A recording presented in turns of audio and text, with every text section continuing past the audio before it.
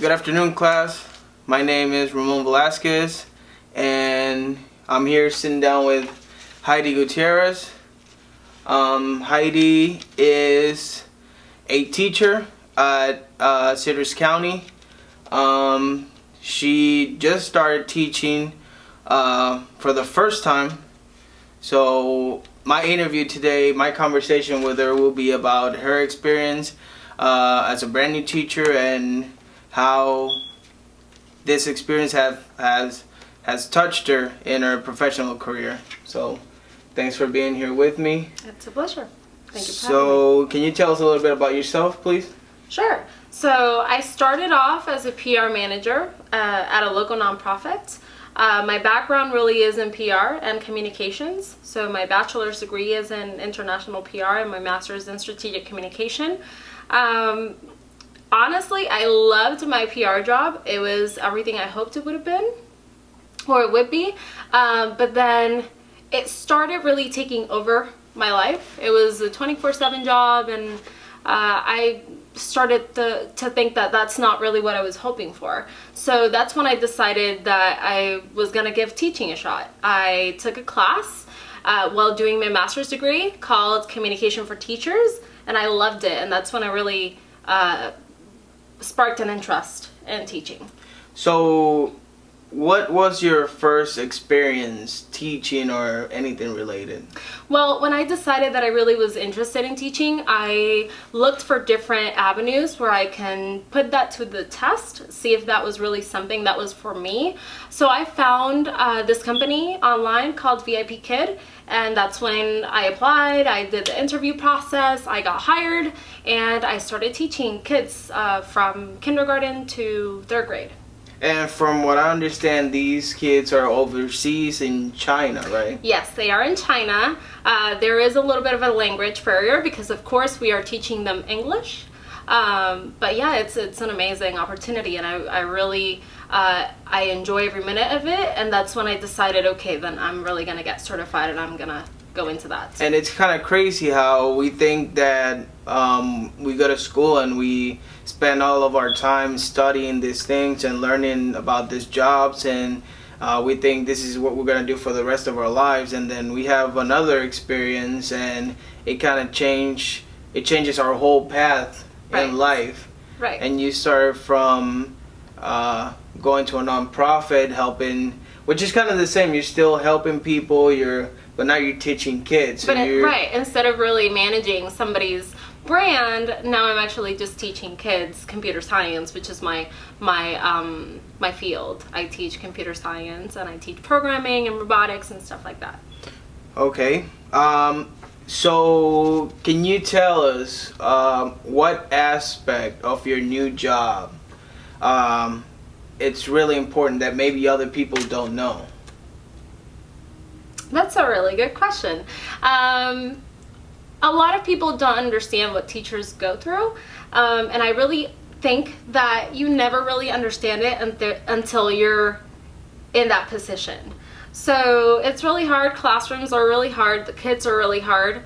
But in my case, I teach in the Computer Science Academy in Citrus County, and I'm teaching them about robotics, about computer science in general, and they're getting certified. So maybe, I guess what's really important about my position is helping students get certified before they even think about college. Mm-hmm. So if they ever get to 12th grade and they say, yeah, maybe college is not for me, they have something to fall back on. Right, they have industry certifications. They get certified in Python, in Java, they get certified in Microsoft Office Specialist.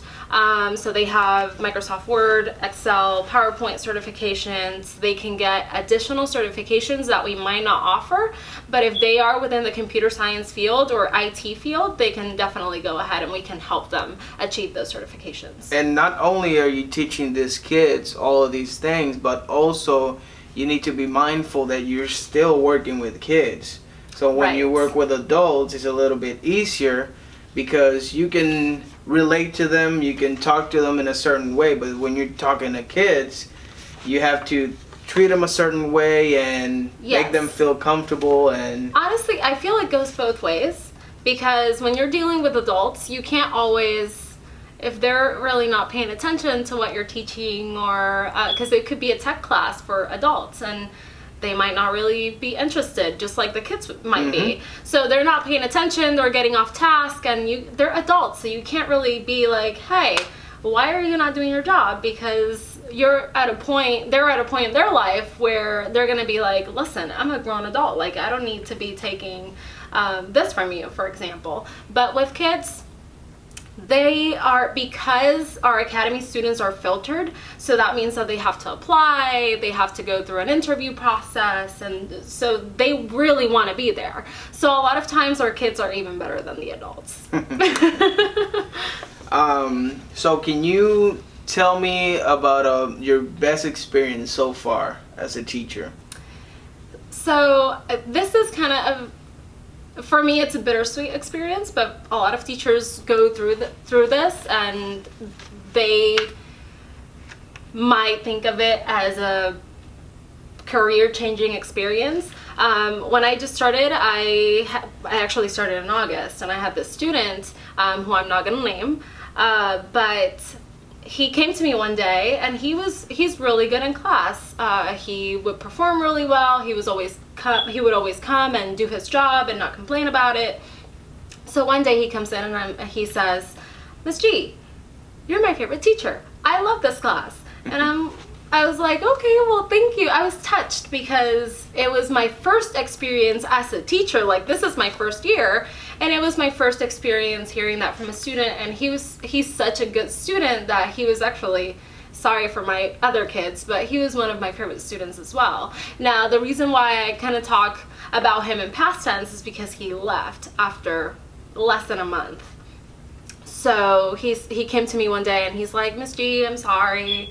Like, my parents are moving to the next town, so I won't be in school. I won't be at this school anymore. I'm going to a school in Ocala." So I said, "Oh, that is so sad. I mean, I'm happy for you. You know, I'm sure you're going to do very well anywhere you go, but I am going to miss you." So we talked, and we created a relationship in the last few weeks of him in my classroom.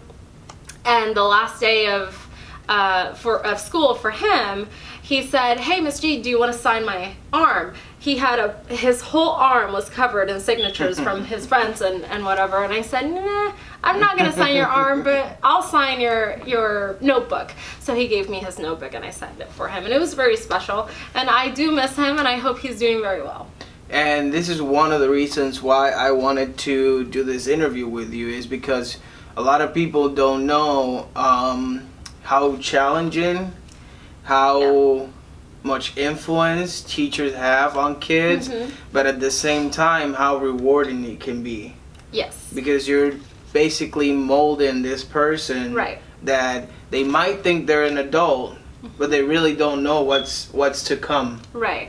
Which is what's very special about the Academy of Computer Science, because since they are preparing themselves for a career in computer science, and they've been filtered, so we know that they want to be there, and they are challenged to achieve a certain amount of industry certifications before they graduate. We know their kids. We understand that there is a different level of interaction that we need to have. We have to be very careful with our communication, of course, but we also try to treat them as young adults, because even if they don't go to college, they need to understand how they will get treated and what the expectations are in the workplace. So that's really the interaction or relationship that we're trying to build with them. Do you have any message or something that you want to say to someone that maybe thinking about teaching, but maybe they're studying something else and they don't feel comfortable enough to like jump in and say, okay, I'm gonna really try this because I really like it, but I'm not sure about it. Right.